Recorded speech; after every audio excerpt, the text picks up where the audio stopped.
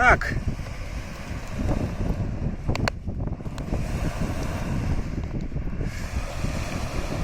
В общем, О, там салют, вон, смотрите. Вон там салют. Покажем салют. А, там фаер-шоу какое-то. Фаер-шоу, я вижу. Вот, по центру.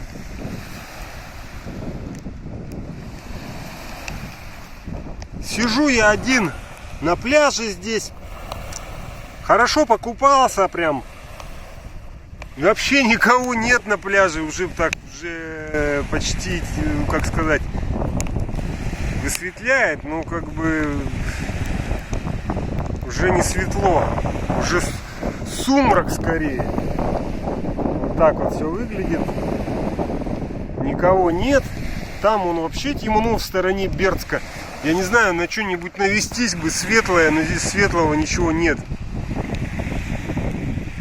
Я бы показал темноту, которая в стороне Бердска. Но нет, здесь все равно высветляет все. В общем, костер просто супер. Когда я пришел, смотрю, он выложен этими камешками. Что самое интересное, наложена куча мелких палочек. Ну, таких средних, мелких. И все обложено камешками. Я подумал, это же кто-то приготовил для меня костер. И, короче, вот они все сгорели. Я уже там что-то тоже подкинул всяких побольше палочек. И до сих пор классно все горит. В общем, хотел я про что рассказать. Надо немножко все-таки про политику, про какую-то. Про то, что вот я... Ну, в общем, две темы, скажем так, сегодня хотел про них поговорить, что ли, рассказать. Первая тема — это про то, что БРИКС, сейчас вот идет заседание, ну вот, не знаю, сегодня-вчера. Что самое интересное, это очень символично происходит, это в Рио-де-Жанейро. В Рио-де-Жанейро как раз была конференция в 1992 году еще в Рио. Ее называют конференция ООН по окружающей среде. И там, короче, было принято вот это вот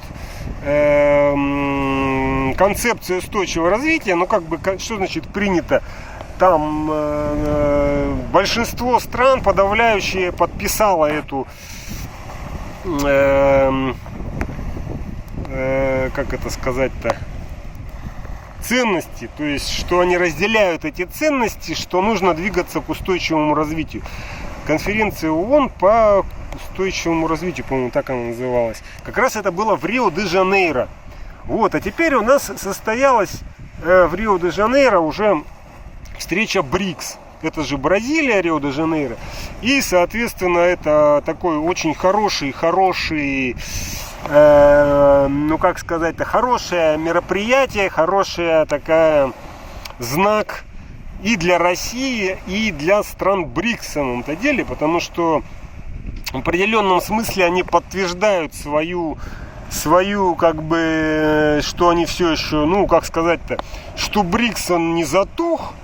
Потому что здесь были такие идеи, то есть высказывались мнения, что когда пришел Трамп, он начал БРИКС как-то вот разрушать своей вот этой странной политикой, как там, концепция безумца. Или что, то я туда, то я сюда, то я снова туда, то я снова сюда. И тех попугаю пошлинами и какими-то еще штрафами, тех тоже попугаю. И всех попугал. Ну, сейчас уже все его пугалки меньше, скажем так, действуют на страны и на лидеров, потому что такие вещи, они срабатывают, конечно, только первые разы. Потом уже все понимают, как это все работает, и как бы уже менее пугаются. Такие пугалки становятся менее эффективными. Так и здесь происходит. Но идея БРИКС и собрание БРИКС, оно не было забыто. Сейчас я тоже дрова подкину. То есть отлично, что собрались. обсудили свои вопросы, насущные вопросы, насущные проблемы. И, соответственно,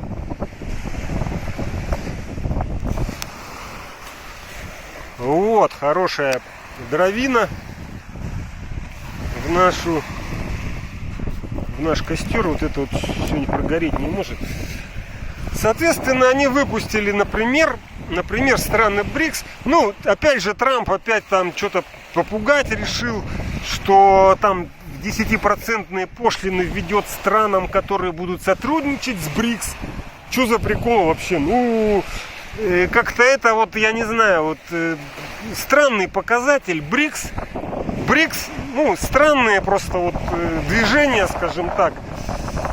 Дело в том, что БРИКС это же не военный какой-то союз. Они никому там не угрожают, то есть и так далее. То есть это союз стран, ну или как там,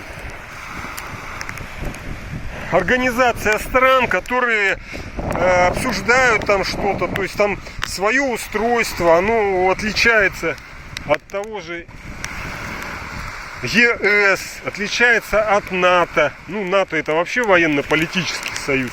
Если что, вот, если чего и бояться можно было бы, так это как раз НАТО, потому что НАТО это откровенный, причем агрессивный союз такой, который вообще там какую-то имеет идеи, там тенденции развития в мировой военный союз. Что-то они там в Тихоокеанском регионе там НАТО собирались создавать, не знаю, отдельное все-таки НАТО с одной стороны, с другой. И здесь тоже были идеи и планы создать вот это из НАТО, все-таки его расширять. И тенденция эта видна. То есть как бы вот что прям заслуживает, скажем так, таких явных логически вот заслуживает, чего могли бы опасаться страны, это как раз вот развитие таких союзов, как НАТО. Вот. Допустим, какие-то политические, экономические союзы, ну, вообще говоря, не ваше дело, с одной стороны. С другой стороны, конечно, это просто показывает очередной раз вот это вот страх гегемонов мировых за то, что у них гегемония-то мало-помалу со временем исчезает. То есть, как бы, они это чувствуют, видят, понимают, потому что БРИКС это такие страны, там, ну, все уже знают, что это такие очень мощные страны, которые там, как бы, ну, там какая-то вот сравнение было, одна газета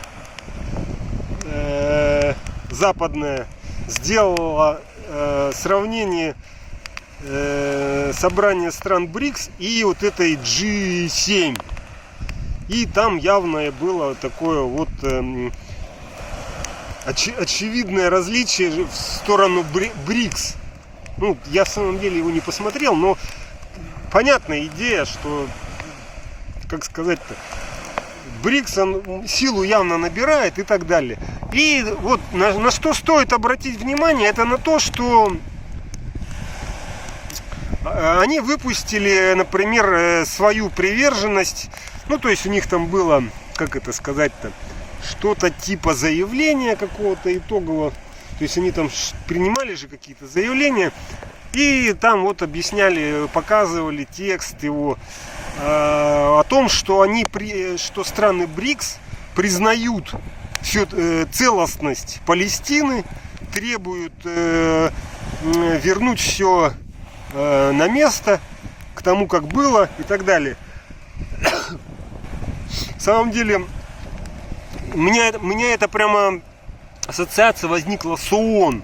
Это то, что вот ООН как бы такие вещи принимает, заявления, когда там на Генеральной ассамблея собирается и так далее. Вот здесь примерно та же самая. И как бы, ну, то есть, моя идея, моя теория в том, что ООН как минимум частично контролируется все-таки странами Запада. Вот. А в данном случае БРИКС это какой-то мини-ООН, которая не контролируется полностью. То есть, ну, в смысле, полностью не контролируется, ну, или как это сказать, совсем не контролируется с Западом. И как бы в этом смысле такая вот аналогия прям какая-то у меня возникла, по крайней мере. Вот, где страны действительно независимы, действительно подтвердили. И это как бы невыгодно, такие заявления ни Америке, ни самому Израилю в самом-то деле. Понятно, что Израиль там стремится занять все там территорию Палестины, то есть, поэтому он не гнушается уничтожением населения массовым. То есть там, ну, факты говорят о том, что там действительно было массовое уничтожение людей, массовое уничтожение именно населения. Кто бы в это не хотел не верить. Потому что я говорю, с одной либералом с одним спорил, он говорил, а что там, какие данные ООН? Ну там Министерство Палестины поставляет в ООН данные, вот они их и публикуют. Да ладно. Там вот объективные данные, они, ну как бы, он не будет оперировать какими-то данными, которые не имеют документальных каких-то веских подтверждений, скажем так. Поэтому, ну, опять же, либералы, они верят только в то, что они хотят верить. Вот и все. То есть они до сих пор считают Израиль таким вот государством мирным, светским, что ли? Ну, уже еврейский нацизм, это уже такое понятие, оно стало не фантастическим, скажем так. Если раньше это звучало странно, теперь это странным уже не звучит. И время идет, и как бы образ страны Израиль, он меняется в самом-то деле. Опять же, в худшую, в негативную сторону. Посмотрим, что будет дальше. Там, конечно, какой-то смешной случай, когда Нетаньяху, это по сути, ну, лидер, ну, нацистским государством, наверное, не назовешь, потому что до Германии нацистской им еще далеко. Ну, скажем так, полунацистский лидер Израиля выдвинул Трампа на премию мира. Что за прикол, блин? Ну, премия мира, опять же, надо посмотреть. Она вообще, ну, кем дается? Западом кому-то. И поэтому, вообще говоря, премия мира, она вот тоже такое ощущение, что теряет свою вот эту вот независимость и действительно всемирность, скажем так. Поэтому премию мира страны Запада могут давать кому угодно, в том числе и, допустим, каким-то диктаторам и разжигателям войны, и агрессорам, и империалистам, потому что премия мира, она как-то уже не смотрится как реально действительно за мир, за мирные усилия, потому что раньше, наверное, да, то есть давали ее там кому-то, а вот сейчас вот уже как-то, не знаю, выглядит все очень странно, поэтому, ну, дадут Трампу премию мира, никто не удивится, если его полунацист Нетаньяху выдвигает на премию мира, поэтому понятно все. Так, ну что, я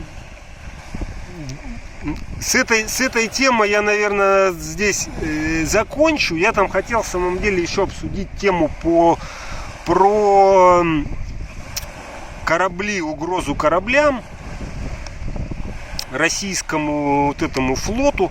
Там, в самом-то деле, угроза не только флоту, который, как это называется-то, теневой флот, который возит там нефть. Там угроза идет и флоту, который просто возит там тот же самый аммиак. Там произошел взрыв, допустим, при загрузке в Усть-Луге корабля, который там загружался аммиаком. То есть какой-то странный взрыв произошел. То есть там целая серия с декабря 2024 года произошла целая серия странных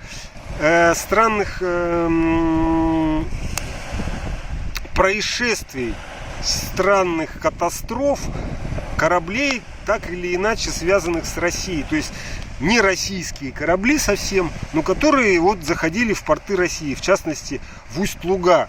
там какой-то терминал расположен, какой-то порт такой, который строили. Вот я только сейчас начинаю вспоминать. Его, по-моему, как раз строили, когда там начинались, ну, явные с Прибалтикой создавались проблемы, и Прибалтика жала и жала всю Россию, а Россия через Прибалтику много чего поставляла, там транзит шел, опять же, через прибалтийские порты, и там как раз создавались в Усть-Лагай. Это я сейчас вспоминаю, это было еще лет так цать, больше 10, наверное, назад, когда вот этот порт там в итоге построили, и транзит через Прибалтику начал сильно падать, и ихние порты начали проседать финансово. Вот я просто помню все это, что это происходило. И вот сейчас идет какая-то, да, что самое интересное, прям несколько катастроф были связаны именно с судами, которые заходили в Усть-Луга, вот эти вот в этот именно порт.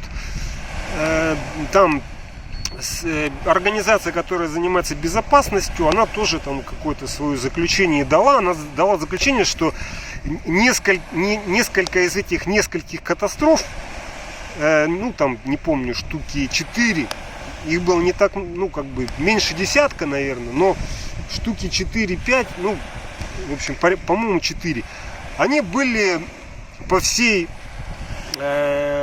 оценкам следствием взрыва вот этих мин, каких-то водных мин, как там, или их закладывали там в воде, или цепляли, ну что-то такое.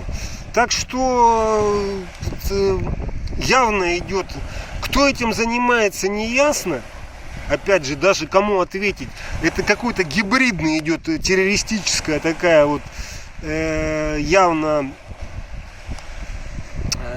какой-то такой вот диверсии идут по всему, на весь флот, чтобы понятно, чтобы его запугать. Ну, какие диверсии? Это терроризм на самом-то деле, чтобы запугать флот всех стран, чтобы эти компании, которые обладают этими судами, они не имели дела с Россией, как-то все это ограничить Россию. Что самое интересное, это тоже связано с Балтикой. Вот так вот, если посмотреть. Поэтому мое предположение, я не думаю, что у Украины такие возможности, чтобы совершать в разных там местах по всему миру такие диверсии, такие террористические акты. Ну, в данном случае это, конечно, террористические акты, потому что диверсия это было бы против там военного флота, допустим, российского. Вот. А это явно террористические акты с целью устрашения. Ну вот, я считаю, что это, скорее всего, какие-то морские страны, например, какая-нибудь Норвегия, явно такая с такими корнями пронацистскими такими, и антироссийскими, русофобскими, нынешними, причем агрессивными. Это Великобритания. Но на первое место я бы поставил на Великобританию, то есть как подозреваемое. С этим, конечно, надо работать.